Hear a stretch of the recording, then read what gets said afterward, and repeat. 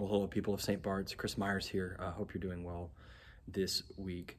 This past Sunday, we celebrated the Epiphany, which is the day when we think about what it means that the Magi came from the East to worship Jesus as the King of the Jews, and the gifts that they brought, what it says about the person of Jesus, that the gold speaks to him being a king, that the incense speaks to his divinity, this idea that incense rises to the divine, to God, and myrrh speaks to his death, because myrrh was used for burial purposes. Why do I mention all that? Well, the season of Epiphany, these weeks right after Epiphany leading up to the season of Lent, are really about this question: who is Jesus? The Christmas season, Jesus is unveiled, comes into the world, but then there are all these questions. Who is he, and what should we make of him? How do we respond to him? And the season of Epiphany really is about unfolding who Jesus is. And the Magi kick this off.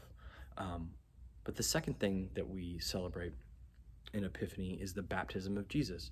And that's about identification, his divine identification, that when he comes out of the waters of baptism, the Lord declares over him, God declares over him, that this is my beloved Son with whom I am well pleased.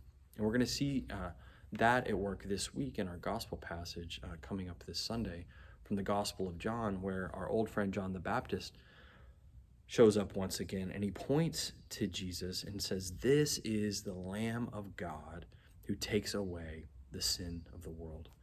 Again, what we see in these weeks right after Christmas, these Epiphany weeks, is that we get an identification of who Jesus is, an answer to the question, who is he? What does he come to do?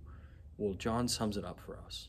John the Baptist sums it up for us. This is the Lamb of God who takes away the sin of the world. So we're going to spend some time on Sunday as I preach talking about what it means for Jesus to be the Lamb of God and how that connects him to Israel's story and how that connects him to our story. So I hope you'll join us on Sunday.